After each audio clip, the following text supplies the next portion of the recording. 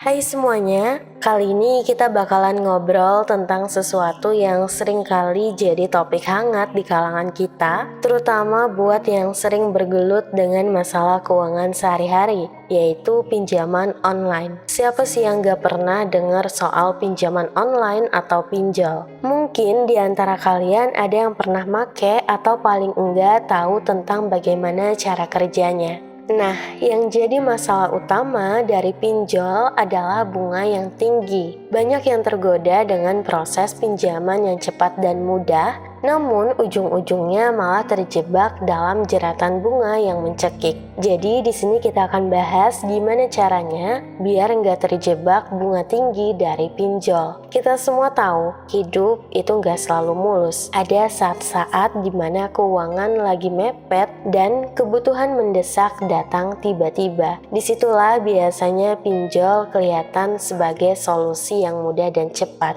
Bayangin, dengan hanya beberapa klik di aplikasi, uang bisa langsung masuk ke rekening kita. Namun, di balik kemudahan itu ada resiko besar yang mengintai, terutama bunga yang selangit dan biaya-biaya tambahan yang kadang tersembunyi. Jadi, sebelum kita memutuskan untuk mengambil pinjol, sangat penting buat kita memahami strategi-strategi untuk menghindari jeratan bunga yang tinggi ini. Langkah pertama yang harus kita lakuin adalah mengenali dan memahami syarat dan ketentuan dari pinjaman yang kita ambil. Biasanya di bagian ini banyak orang yang malas ngebaca karena panjang dan bahasanya seringkali sulit dimengerti. Namun percayalah, ini sangat penting. Disinilah biasanya perusahaan pinjol menyembunyikan informasi soal bunga tinggi dan biaya-biaya lain yang harus kita bayar. Jadi, jangan males untuk baca semua syarat dan ketentuan. Kalau ada yang gak jelas, jangan ragu untuk nanya langsung ke pihak penyedia pinjaman. Strategi kedua untuk menghindari bunga tinggi adalah membandingkan berbagai penyedia pinjaman. Saat kita butuh pinjaman, jangan langsung ngambil yang pertama kita temui. Luangin waktu untuk membandingkan berbagai penyedia pinjaman. Ada banyak aplikasi pinjol di luar sana dan masing-masing punya kebijakan bunga yang berbeda. Bandingkan bunganya, biaya admin, dan jangka waktu pembayaran. Ada beberapa aplikasi yang nawarin bunga lebih rendah untuk pinjaman pertama kali atau punya program promo tertentu. Jadi manfaatin kesempatan ini untuk ngedapetin pinjaman dengan bunga yang paling rendah. Strategi yang ketiga adalah manfaatkan pinjaman dari keluarga atau teman. Nah, sebelum kita memutuskan untuk mengambil pinjaman dari penyedia pinjaman online, ada baiknya kita coba dulu nih pinjam dari keluarga atau teman. Memang gak semua orang nyaman dengan hal ini, namun kalau kita bisa ngelakuinnya, ini bisa jadi solusi yang terbaik. Pinjaman dari keluarga atau teman itu biasanya tanpa bunga, atau kalaupun ada, bunganya gak setinggi pinjaman online. Tapi pastiin kita juga tetap punya komitmen untuk ngebayar pinjaman ini tepat waktu supaya hubungan kita tetap baik. Strategi yang keempat adalah buat rencana keuangan yang matang.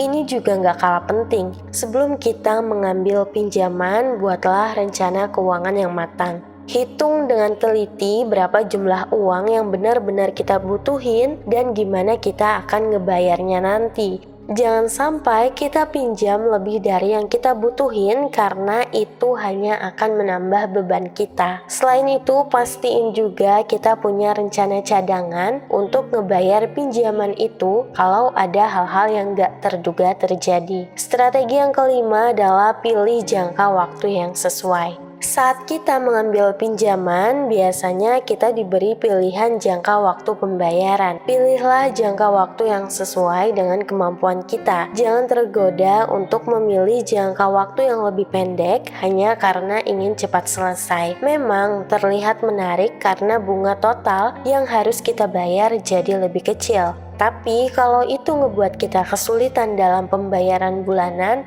malah bisa jadi bumerang buat kita. Sebaliknya, kalau kita memilih jangka waktu yang terlalu panjang, maka total bunga yang kita bayar juga akan lebih besar. Makanya, temuin keseimbangan yang pas, yang sesuai dengan kondisi keuangan kita. Strategi yang keenam adalah bijak menggunakan dana pinjaman. Setelah kita mendapatkan pinjaman, bijaklah dalam ngegunain dana itu. Gunakan uang pinjaman sesuai dengan tujuan awal kita meminjam.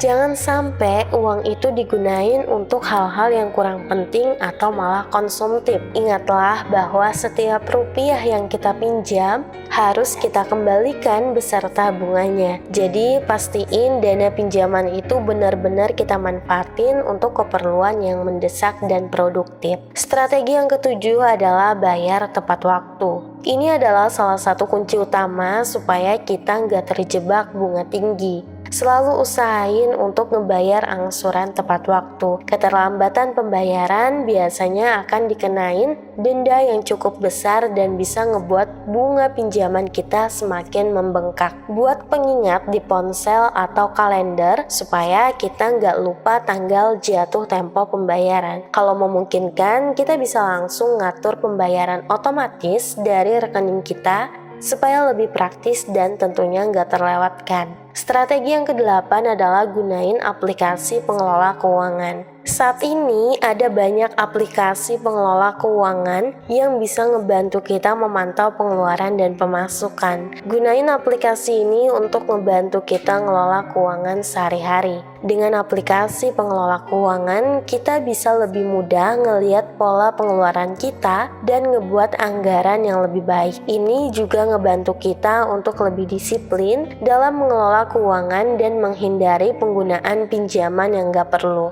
Strategi yang kesembilan adalah cari sumber pendapatan tambahan. Kalau kita ngerasa kesulitan untuk ngebayar pinjaman dengan pendapatan saat ini, coba cari sumber pendapatan tambahan. Banyak cara yang bisa kita lakuin, mulai dari kerja sampingan, jualan online, hingga investasi kecil-kecilan. Dengan tambahan pendapatan, tentunya kita bisa lebih mudah mengelola pembayaran pinjaman dan mengurangi beban bunga yang harus kita bayar. Ingatlah, semakin cepat kita bisa ngelunasin pinjaman, maka semakin sedikit bunga yang harus kita bayar. Strategi yang terakhir adalah edukasi diri sendiri tentang keuangan.